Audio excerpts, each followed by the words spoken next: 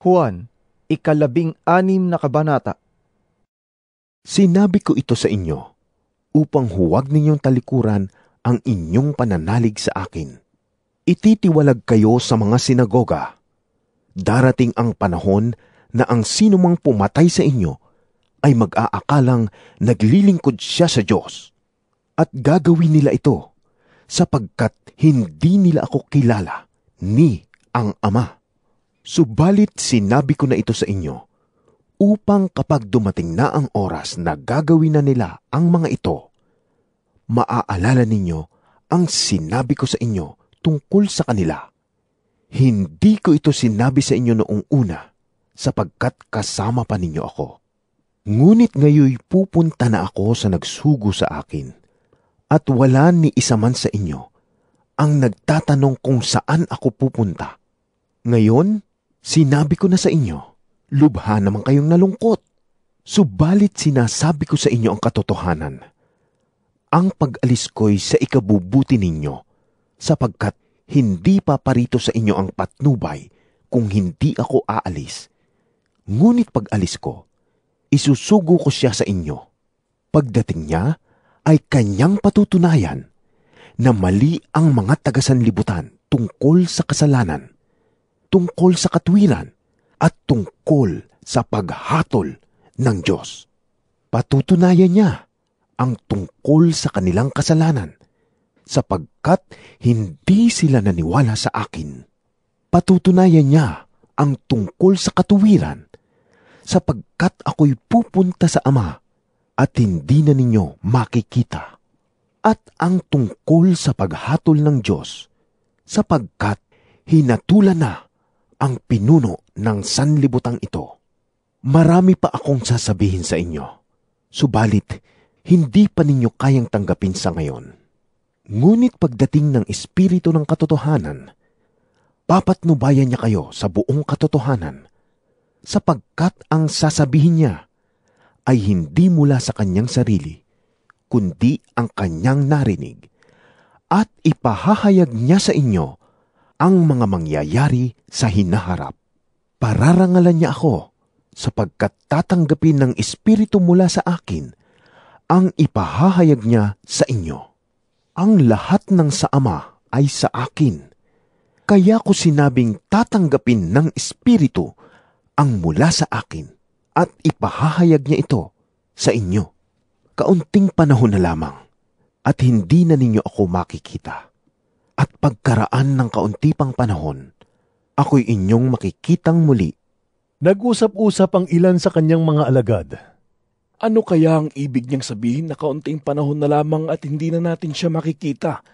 At pagkaraan ng kaunti pang panahon ay makikita natin siyang muli.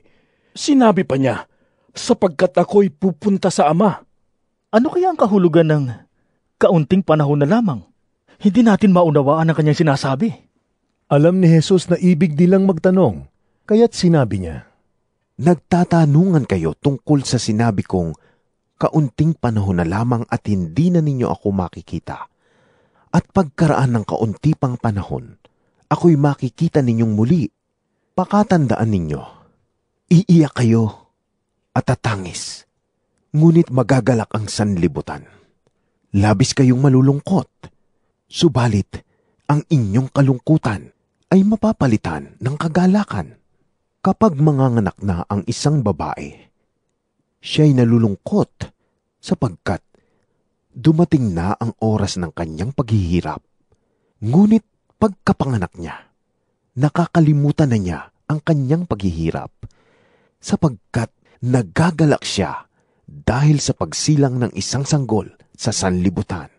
Gayon din naman, nalulungkot kayo ngayon, ngunit muli ko kayong makikita at mag-uumapaw sa inyong puso ang kagalakang hindi maaagaw ninuman. Sa araw na iyon, hindi na ninyo kailangang humingi sa akin. Pakatandaan ninyo, anumang hingin ninyo sa Ama sa aking pangalan, ay ibibigay niya sa inyo.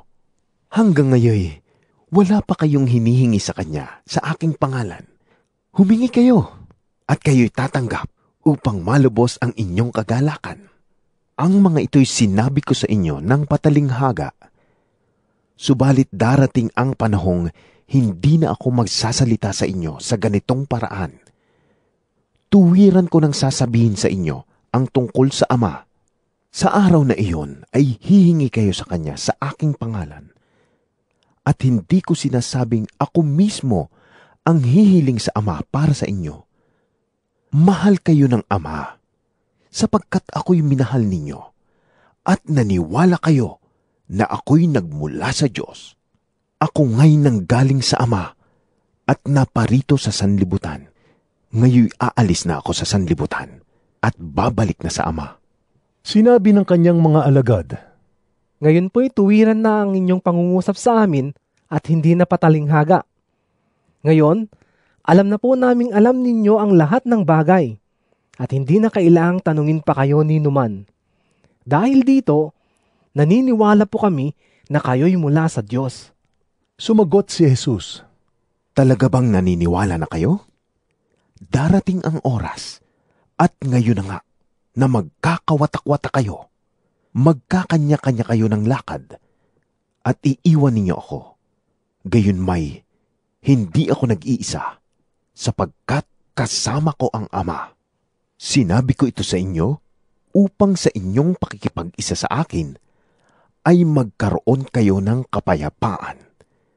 Magdaranas kayo ng kapighatian sa sanlibutang ito. Ngunit tibayan ninyo ang inyong loob, na pagtagumpayan ko na ang sanlibutan.